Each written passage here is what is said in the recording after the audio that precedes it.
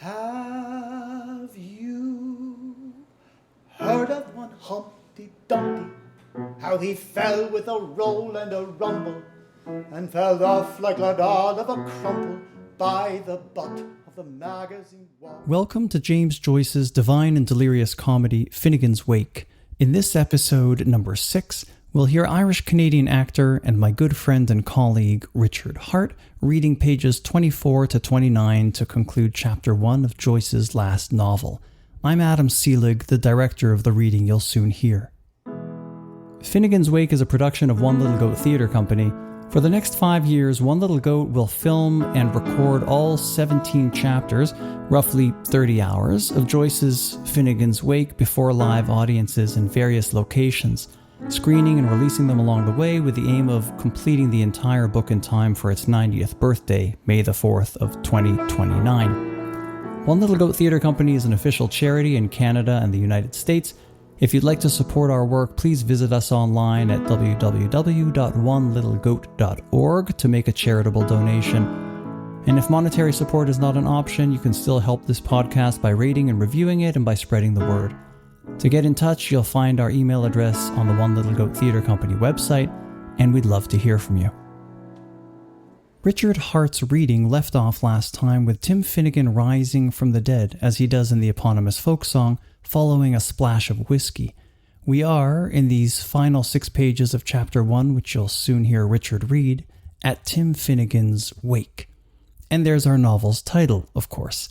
In podcast episode 1, I commented on how Joyce's removal of the apostrophe from the folk song title Finnegan's Wake allows us to hear wake as both a celebration of the life of the deceased and as a verb for awakening. I'm going to offer another gloss on the book's title because every word in the dream language of Finnegan's Wake, starting with the title itself, can always evoke another meaning.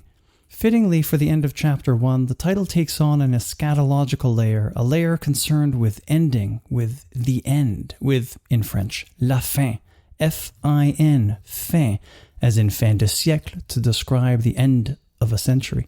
Similarly, we can see the Italian version of the end in musical scores when the final bar is marked fine, F-I-N-E. So the first letters of Joyce's title, F-I-N or F-I-N-N-E, connote the end, and fin again yields, paradoxically, end again. Fin again, end again. Here, again, we have the central theme and movement of the novel, the cyclical fall and rise and fall of humanity, which goes hand in hand with ending and againing. When Tim Finnegan falls off the ladder in the Irish-American folk song, he naturally dies. When he rises from his coffin, he, maybe not so naturally, lives. When he falls again, he ends again. But so too when he revives, he's Finn again. Finnegan alive. Already in the very first word of the title, one of the most brilliant devices of Finnegan's Wake is at play. It's a technique that in rehearsals I've been calling it and its opposite. John Gordon describes it as equal opposites. In Finnegan, we have the end and again, it and its opposite. In other words, for every action, there's an equal and opposite reaction. Where there's a fall, there's a rise. Where there's a death, a revival. For every fin, an again. For every end, a fin again. And for every wake of the deceased, an awakening. All we need is some whiskey. Sláinte, as Richard likes to say, or l'chaim, as I like to life. We are at Tim Finnegan's wake on page 24, addressing the deceased with this ingenious it and its opposite device in the very first sentence when our dearly departed is addressed as, quote, "Good Mr. Finnemore, sir," close quote. Finnemore, fin no more, end no more end. The end of Tim's life also spells out his eternity. And we'll hear this same it and its opposite several pages later when he's eulogized as, quote, "Fin no more." Maybe our dead friend shouldn't be so quick to revive and is better off taking it easy, quote, "like a god on pension," close quote. And anyhow, we continue to tell him, with all the crap you encounter these days in Dublin from Watland Street to Fisborough, quote, "You're better off, sir, where you are," close quote. Joyce's novel was definitely prescient here. The traffic in Dublin, ranked this year as the second slowest city for drivers in the world, can make you want to die, or as the Wake puts it, quote, "'Twould turn you against life, so 'twould," close quote. My city of Toronto, incidentally, ranked third worst in the world, right behind Ireland's capital. But our friend is not simply limited to his coffin. He has expanded into cosmic dimensions, traversing space from the stars of the sky to the shores of the sea. Quote, "Your heart is in the system of the she-wolf, and that's as sure as you were born," close quote.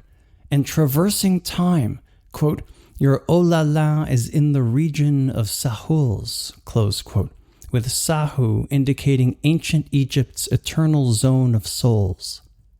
Quote, "Everything's going on the same," close quote, we tell our friend, with the usual ups and downs of market prices. Open quote, "Meat took a drop, coal's short, and barley's up again," close quote. Flu outbreaks are still imminent, as indicated by the name of our relative, quote, "Aunt Florenza," close quote, and the little horny teens like you once were are still around, hence, open quote, "Timmy the Tosser," close quote. But though we've been telling him he's not missing much, our friend still tries to revive. So it looks like we'll have to keep him dead, so to speak, by force.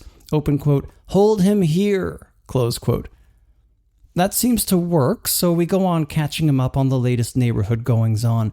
We tell him about his wife, whom we idealize, quote, "like the Queen of Ire," combining the beautiful Guinevere of Arthurian legend with the Queen of Ireland. We even read him some of the latest sensationalized headlines, open quote, "News, news, all the news," close quote.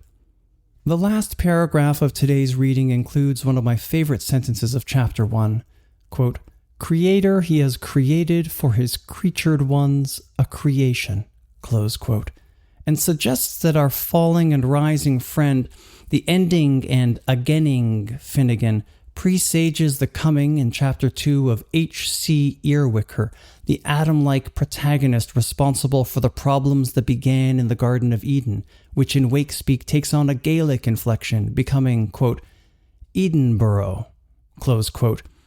I initially saw this final word of chapter 1 as a combination of Eden and Scotland's capital, Edinburgh, until the resourceful Roland McHugh pointed out another possibility, one that most fittingly anchors the last word of chapter 1 back in Ireland's capital. Dublin's Eden and Burr quays face one another on the River Liffey. It makes sense. Where there's HCE, the man of the mainland, ALP, the woman of the river, can never be far away. He's her bridge above, connecting Eden and Burr quays, and she's his waters below. Richard Harte's reading of Finnegan's Wake Chapter 1 was shot and recorded in 2022 in my home in Toronto with a small audience.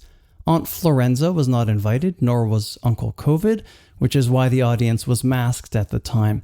Chapter 1 premiered at the Toronto Irish Film Festival, European Union Film Festival, and Bloomsday Film Festival at the James Joyce Centre in Dublin. And now it's time to welcome you all back into my home for Richard's continued reading of James Joyce's Finnegan's Wake, page 24, line 16, to page 29, line 36, for the conclusion of Chapter 1. Now be easy, good Mr. Finnemore, sir, and take your leisure like a god on pension, and don't be walking abroad. Sure, you'd only lose yourself in Heliopolis now the way you rolled in Cape Levasta, or that winding there after the Calvary, the Northumbrian, the Fivs Barrow, and the Wadlands Raid, and the Bower Moor, and wet your feet maybe with the foggy Jews abroad, meeting some sick old bankrupt, or the Cotterick's donkey with his shoe hanging clankata-chankata, or a slut snored with an impure infant on a bench. But 'twould turn you against life, so it would. And the weather's that mean too. To part from Devlin as hard as Newton knew, to leave the clean, tanglesome, one luscier than its neighbour and franchisable fields, but let your ghost have no grievance. You're better off, sir, where you are. Prime signed in the full of your dress, blood eagle waistcoat and all, remembering your shapes and sizes on the pillow of your baby curls under your sycamore by the keld water, where the Tories' clay will scare the varmints and have all you want. Pouch, gloves, flask, bricket, kerchief, ring and amberella, the whole treasure of the pyre, in the land of souls with Holman and Bro and Baroque and Polo Lonan and No Bucket Nazler and the Genghis Khan. And we'll be coming here, the umber players, to rake your gravel, bring you presents, won't we, Fenians? And it isn't our spittle will stitch you up, is it, Rhodes? Not shabby little imagettes, penny dirts, dodge my eyes you buy in the sooty stores, but offerings of the field. Miliodores, a Dr. Flaherty, the medicine man taught to gooden you. Poppy Pap's a passport out, and honey is the holiest thing ever was. I've common earwax, the food for glory. Mind you keep the path, or your nectar cup may yield too light. And some goat's milk, sir, like the maid used to bring you. Your fame is spreading like Basilico's ointment since the Fintan lad has piped you over border, and there's whole households beyond the Botnians, and they calling names after you. The men here's always talking of you sitting round on the pig's cheeks under the sacred roof tree, over the bowls of memory, where every hollow holds a hallow, with a pledge to the drengs, in the salmon house. And admiring to our super shillelagh, where the palm sweat on high is the mark of your monument. All the toothpicks ever Indonesians chewed out our chips chipped from that battery block. If you were bowled and soiled and let down and said from the owner of the load, it was that paddy planters might pack up plenty. And when you were undone in every point for the laps of goddesses, you showed our labour lasses how the free was easy. The game old gun, they do be saying. Skull, that was a planter for you, as a spicer for them all. Begod, but he was the G.O.G. He's done and gone now, and we're after finding the saws of his Sedic. But peace to his great limbs, the bullock, with the last league-long rest of him, while the million candle eye of Tuskar sweeps the Moylian main. There never was a warlord in Great Erins and Bretland, no, nor in all Pike County like you, they say, no, nor a king, nor an our king, bum king, son king, or home king. The you could fell at Elm Street, 12 urchins couldn't ring round, and hoist high the stone that Liam failed. Who but a McCulloch more the rise of our fortunes, and the fanny men at the funeral to compass our cause. If you was hoggle bully itself and most thrifty like you was taking water still, what all where was your like to lay the cable? Or who was the batter could better your grace? Mick McNaggis Macaulay can take you after pure perfection, and Leatherbag Reynolds twas your shuffling cut.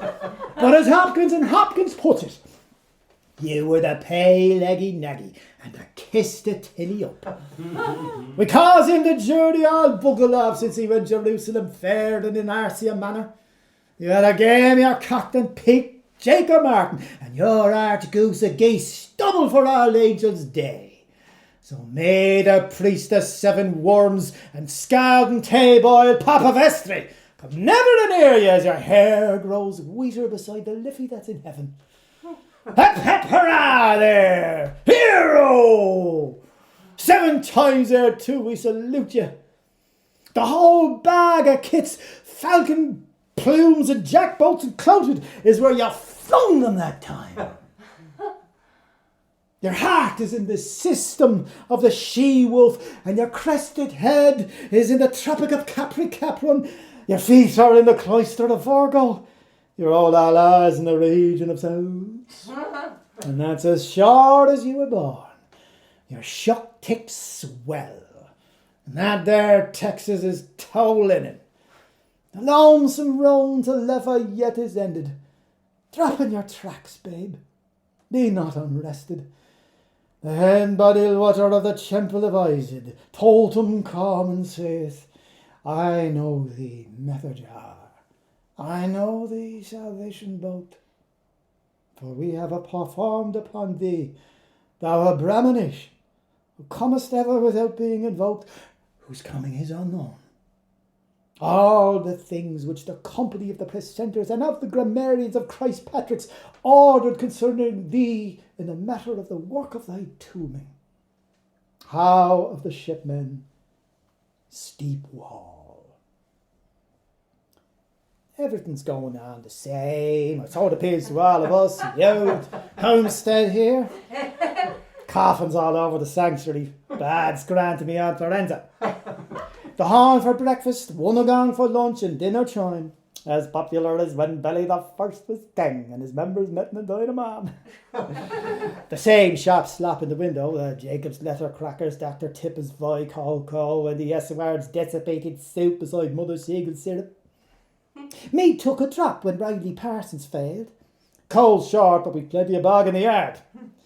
And barley's up again, be grain to it. The lads is attending school Nesson's regular sort, spelling B's and D's with hat and tansy, turning out tables by multiplication. For the books, and never pegging smashers after Tom Bow, Glass Arse or Timmy the Tosser. There's really the truth, no isn't it, Rowan Patrick's? You were the double-jointed janitor the modern day were delivered, and you'll be a grandfather yet entirely when the right hand seizes what the love arm knows.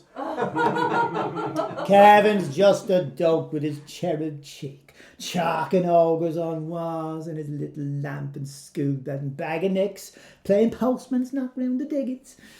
And it's the seat where Milky could leave his old boy's eye, but for law's sake, the devil does be in that norps of a jerry sometimes. The Tarantan plaid boy, making encosted income out of the last of his leavings, writing a blue streak over his birthday shirt. Hetty Jane's a child of Mary. She'll be coming for the sure to choose her, in her white of gold with a torch of ivy to rekindle the flame on Felix Day. But Essie S. Shanahan has let down her skirts. You remember Essie in our Luna's convent? They called her Holly Mary, her lips were so ruddy berry, and Pia the pure Beva, the red miners' rights, was on about her. Were I a clerk designated to the Williams Woods manufacturers, I'd posters those pouters on every jam in the town. She's making a rep at Lanners twice nightly with the tabarine tam-tammers of the whirly-gig McGee's. Beats that should shoot you flat. 'Twould dilate your heart to go. Easy now, you decent man with your knees, and lie quiet and repose, your honour's lordship. Hold him here, Ezekiel Ireton, may God strengthen you. It's our warm spirits, boys, he's spooning. Dimitri's off flagging and cork that cure for the clan carters. You swamped enough since Portobello to float the Pomeroy. Fetch me here, Pat Coy, and fetch new you, Pab Yates, me nay the ranks of Rabowich. There's Lumbos, where Misty Swaddlem, where Mrs. Lodge none, where mysteries pour kind on. Oh, sleepy, so be yet. I've an eye on queer being and old Kate and the butter, trust me. She'll do no juggly-wuggly with her war souvenir postcards to help me build me Muriel tippers. I'll trip your traps, sure there. And we put on your clock against her for you, did or didn't we share stutters? So you won't be up a stump entirely. Nor shed your remnants, the stern wheels crawling strong. I seen your missus in the hall, like the queen of air. That's herself, that's fine too, don't be talking. Sure turns, your story on early chap, long of me early chap, story on grass woman, plenty good through. Shakes hands. They will a hay forks around with her only your Lexus Selig. Bold Tib does be yawning and smirking, cat sours on the poddocks' woolly round tabaret cushion, watching her sew a dream together. The tailor's daughter, stitched to her last. Or while waiting for winter to fire the enchantment, the coin more nesters to fall down the flue. It's all avalanche that blows no pussy food. If only you were there to explain the meaning. Best of men, talk to her nice of gold and silver. The lips would moisten once again, as when you drove with her to Findrenny Fair, or with reins here and ribbons there, all your hands were employed, so she never knew was she on land or at sea, or swooped through the blue like Eringer's bride. She was flirtsome then, She's fluttersome yet. She can second a song and adores a scandal. When the last post's gone by, fond of a concertina, pairs passing when she's at her 40, winks for supper after cane cannon and ebbly dimpling, and is in her Merlin chair assotted, reading her Evening World to see as it smarts. Full length her swaggers. News. All the news. Death, a leopard, kills fella in Fez. Angry saints at Stormount. Still a star with her lucky and going aways. Opportunity fair with the China floods, and we hear these rosy rumours. Ding dams, he knows about our Larry Jack. She's seeking her way, a chickle a chuckle, in and out their serial story. They loves of self-scary pavash, freely adapted to the Norwegians' viz. There'll be blue bells blown in salty sepulchres the night she signs her final tear. The end. But that's a world of ways away, till Tracklaw's time. No silver ashes or switches for that one, while flattering candles flare. Anastasia's, how are you? O'er the waste and the noblest, says Adams and Sons, the would pay actioneers. Her hair's as brown as ever it was, and wavy and wavy. Repose you now, thin no more.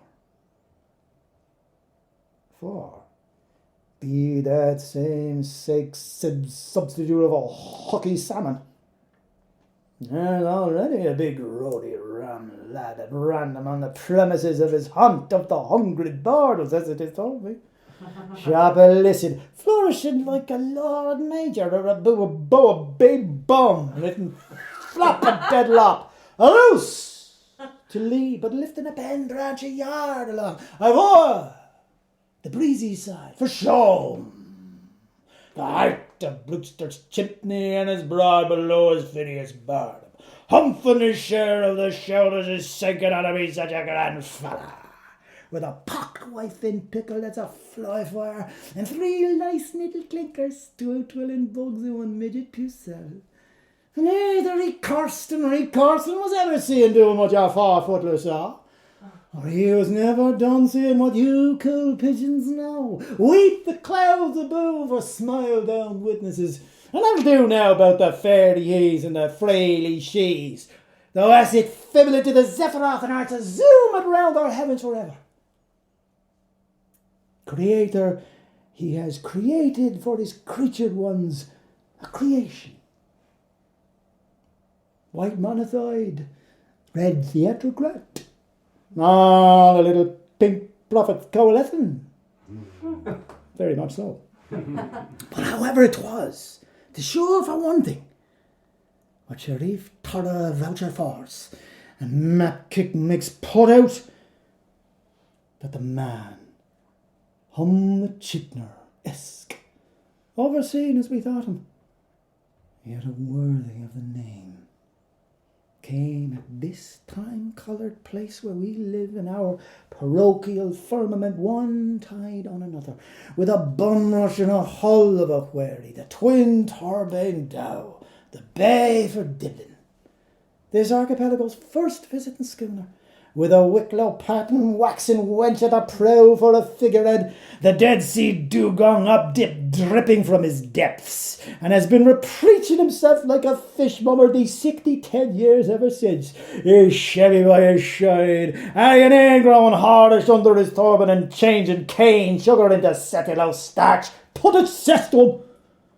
There's also that, baiting the bulky hood he bloats about with inebriated. Our old offender was humile, commune, and then sectuous from his nature, which you may gauge after the by names was put under him in lashings of languages, all they suit and praises me, and totalizating him, even hamasim of him a shim, that he. So we're serious. He is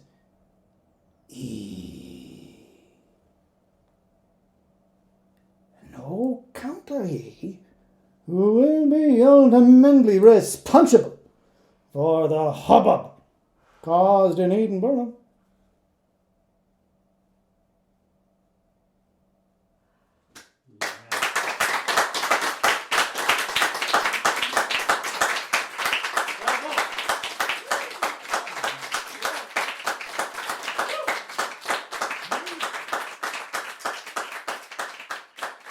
That was my friend and colleague Richard Harte reading the conclusion of Chapter 1 from Finnegan's Wake, pages 24 to 29, recorded live in Toronto on August 31st, 2022. Join us for Episode 7 for Richard's reading of Finnegan's Wake Chapter 2, which introduces us to the protagonist H.C. Earwicker.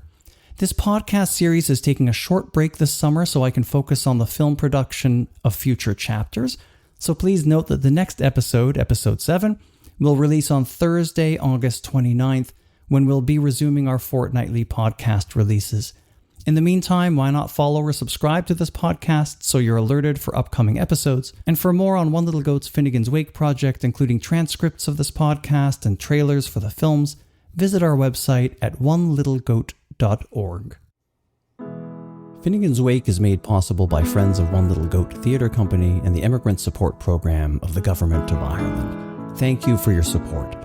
And thank you to the artists for this episode: Richard Harte, sound by William Bembridge, podcast production by Rasmussen, stage management by Laura Lakatosh, rehearsal stage management by Sandi Becker, directed by yours truly, Adam Seelig. Thanks to our live audience of Pip Dwyer, Kevin Kennedy, Cathy Murphy, Nomi Rotbard, Arlo Rotbard-Seelig, and thanks to our rehearsal audience of Jackie Chow, Jordy Kaufman, Andrew Moody, and Ch01 Rotbard-Seelig. Thank you to the Embassy of Ireland in Ottawa and the Irish Consulate in Toronto, and to production consultants Cathy Murphy and Andrew Moody.